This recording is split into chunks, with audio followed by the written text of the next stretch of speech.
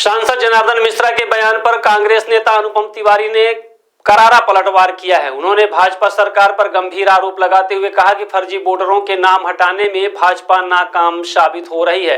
अनुपम तिवारी ने क्या कहा, आइए सुनते हैं। कांग्रेस नेता अनुपम तिवारी ने जनार्दन मिश्रा के बयान पर कटाक्ष करते हुए कहा कि कांग्रेस सरकार के दौरान भाजपा की शिकायत पर फर्जी वोटरों के नाम हटाए गए थे, लेकिन आज जब भाजपा की सरकार है और कांग्रेस इस मामले की जांच की मांग कर रही है, तब कार्यवाही क्यों नहीं हो रही। भाजपा में इतना दम नहीं है कि फर्जी वोटरों पर कार्यवाही कर सके। राजेंद्र शुक्ला और जनार्दन मिश्रा खुद फर्जी वोटों के सहारे चुनाव जीतते हैं। अनुपम तिवारी ने भाजपा नेताओं पर भ्रष्टाचार का आरोप भी लगाया। उन्होंने कहा कि सड़क से लेकर सदन तक राजेंद्र शुक्ला के खिलाफ भ्रष्टाचार के आरोप लग रहे हैं। भूमाफियाओं को संरक्षण दिया जा रहा है। भाजपा में कुवत नहीं है कि भ्रष्टाचारियों पर कार्यवाही कर सके। एनएसयूआई प्रदर्शन और लाठीचार्ज के एनएसयूआई पदाधिकारियों पर लाठीचार्ज को लेकर भी अनुपम तिवारी ने भाजपा सरकार की निंदा की। उन्होंने कहा कि एनएसयूआई की मांग जायज थी, लेकिन सरकार ने आवाज दबाने की कोशिश की है। तो कांग्रेस नेता अनुपम तिवारी ने भाजपा सरकार पर गंभीर आरोप लगाते हुए फर्जी वोटरों और भ्रष्टाचार पर सख्त कार्यवाही की मांग की है। अब देखना होगा कि भाजपा की तरफ से इस पर क्या जवाब आता है।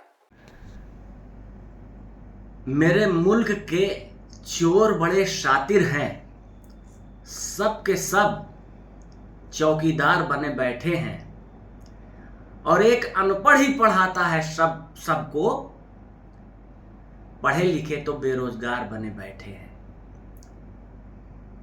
देखिए, ये जो मुद्दा चल रहा है ये बिल्कुल सही मुद्दा है और अभी 2 दिन पहले हमारे सांसद जी ने जो बड़ा ही एक दुर्भाग्यपूर्ण बयान दिया है, मैं उसकी निंदा करता हूं और मैं उनसे पूछना चाहता हूं और मैं आपके माध्यम से चुनाव आयोग और निर्वाचन आयोग से ये मांग भी करता हूं कि रीवा विधानसभा और रीवा लोकसभा दोनों की मतदाता सूचियों का पुनरीक्षण किया जाए और उसमें जो बोगस वोटर हैं वो पूरी तरह से उनको खारिज किया जाना चाहिए, हटाया जाना चाहिए।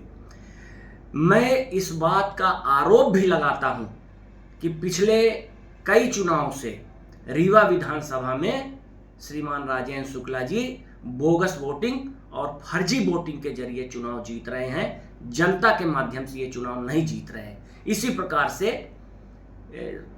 लोकसभा के सदस्य में ये भी यही कारनामे करते हैं, ये भी हैकिंग करते हैं और उसके बाद चुनाव जीतते हैं। इसका मैं उदाहरण देता हूं आपको। ये जो कल कह रहे थे 2 दिन पहले, देखिए 2008 में मध्य प्रदेश में कांग्रेस की सरकार थी और भाजपा ने ये मांग किया कि रीवा में कुछ विधानसभाओं में कई फर्जी वोटर हैं और उसकी जांच किया गया। कांग्रेस ने नैतिकता के आधार पर जांच करवाई और अपनी ही सरकार होते हुए अपने ही प्रत्याशियों के यहां यदि कहीं उन्हें पाया गया तो उन्होंने काट दिया।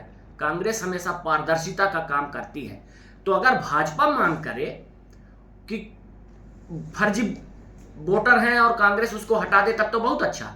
और अगर आज देश में राहुल गांधी जी मांग कर रहे हैं कि वोट की चोरी हो रही है और हम सब मांग कर रहे हैं कि यहाँ रीवा विधानसभा में, रीवा लोकसभा में ये लोग फर्जी वोटिंग के जरिए चुनाव जीत रहे हैं, तो हम लोग गलत हो गए। भाजपा मांग करे तो सब सही और कांग्रेस मांग करे तो गलत। ऐसा तो नहीं चलेगा।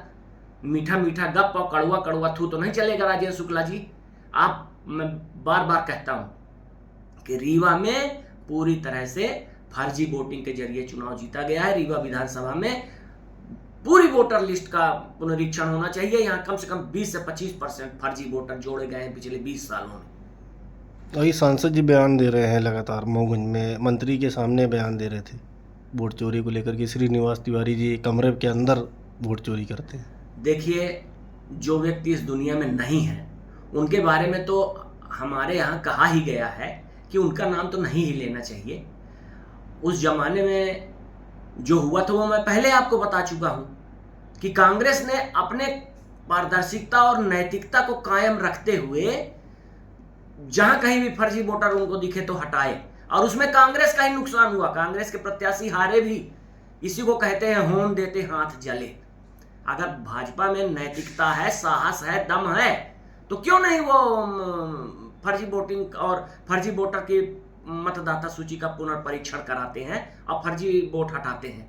वो नहीं करेंगे, क्योंकि वो ईवीएम हैक करते हैं, वोट की चोरी करते हैं और चुनाव उनका एक उद्देश्य है किसी भी तरह से सत्ता प्राप्त करना। इसका उदाहरण मैं और बता दूं आपको, इस देश में जब कभी कांग्रेस के शासन मनमोहन सिंह जी के सरकार में आरोप लगा तो अपने मंत्रियों को मनमोहन सिंह जी के जमाने में जेल भेज दिया गया था। आज भाजपा में दम है इतना, सड़क से लेके संसद तक इनके ऊपर, राजेंद्र शुक्ला के ऊपर सड़क से लेके सदन तक आरोप लगा है।